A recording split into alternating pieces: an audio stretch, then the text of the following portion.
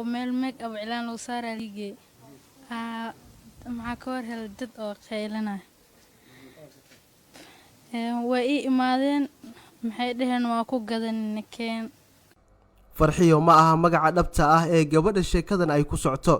balse innaga ayaa ugu yarnay halkan waxaa ka muuqanaya jikada ama goobtii lagu diyaariyey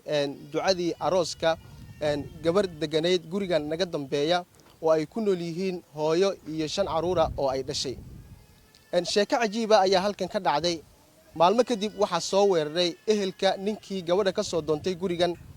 waxaana ay burburiyeen dhammaan alaabtii tiilay guriga iyaga oo jibiyey ilinka hore ee albaabka nolol ka duwan tii kelinimada ayay markii hore ku fakiraysay balse si fudud ayay wax waliba isu bedeleen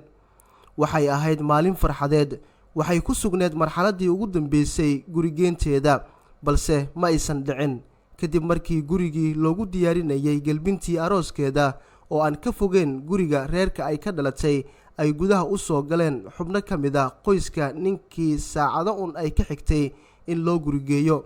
kadibna si qasab ah ayay isugu dayeen in ay u kaxeeyaan iyaga oo u sheegayay in ay iibsadeen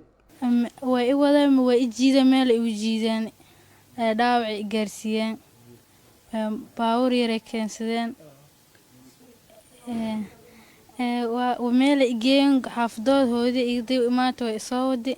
xaafada ay keentay markii oo dhacdada naala xiray muruga dareem albaab jiingad meel ay u jiideen hooyo Faadumo hooyada dhashay Farxiyo oo ku sugneed gurigeeda ayaa ka war heshay kadibna waxay u dhaqaaqday halkii gabadheeda loogu diyaarinayay gurigeenteeda kadib maxaa dhacay weerar lama filaan ah ayaa lagu soo qaaday gurigeeda gabi ahaan waxaa la burburiyay alaabihii guriga u yiilay oo idil gurigii waa imaadeen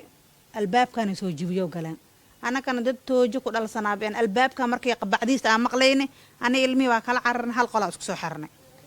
halka qor markaan soo xirnay qolka kale ay furteen alaabta jiifka igu jirto jijibiyeen albaabkan waa soo jibiyeen wixii alaab meelaha yaalay tarmuusho marwaaxad yadhan waa isku dardare anaga shib baan ka dhaxnay guriga isku soo xirnay naftadeena badbaadsan Cabdullaahi waxa uu curud u yahay 5 caruur ah oo ay dhashay hooyo Faadumo oo caruurteedu yihiin agoon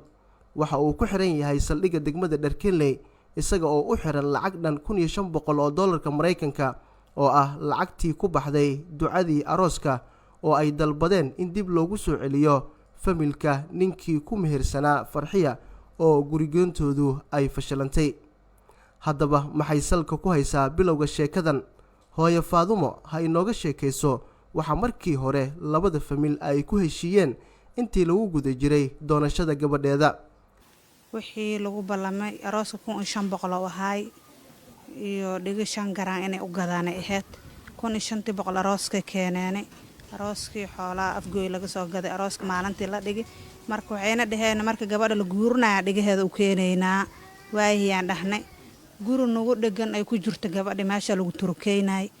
markayna dhaheen marka 4 saac oo dhacay meherkii 4 saac oo dhacay 5 saac hal gaariye la imaadeen gabadhii soo bax dhaheen hooyada iigu wacay hooyada maxaan kuugu wacayna anaga lacagta waa ka shaban waa ku gadanay soo baxnaayaan raaca la dhahay gabdho badan iyo wiil badan oo imaadeen lacag man ku balanay anaka lacag noo haay maan dhahdeen arooska inta lagu gala lacagta u keenteen lacagtiin aroosa lagu cunaya xaalkeena gabadhiya naga gurstaan gabadhiya idin siinayna maya wiilkeen leena u xareysnay leenkiya u soo baxay gabar ma barabnabo haddana la sii $1,500 ma hayna dhahnana $1,500 habeenkii saldhiga anaga ku baraynay hooyo Faadumo waxa cod dheer ay ku codsanaysaa in gacan lagu siiyo sidii wiilkeeda looga soo deen lahaa xabsiga oo aysan awoodin bixinta lacagta uu u xiran yahay oo markeedii hore ahayd lacag lagu dhigay waliimada arooska gabadheeda culayska maanta weyn oo yahay cunugeyga iga xiran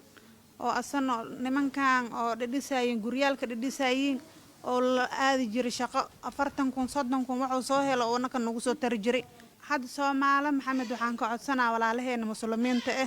inay nagu kaalmeeyaan lacagtaas naalahaasta oo 500 maanta meel aan ka keenayna aan awoodan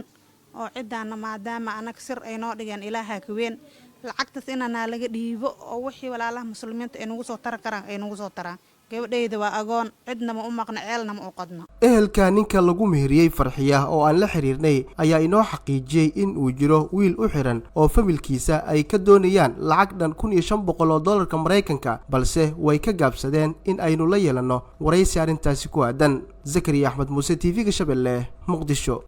ku xirnow IBS Bank goob kasta iyo goor kasta adigoo isticmaalaya IBS Mobile Banking degso application-ka oo isticmaal adeega IBS Mobile Banking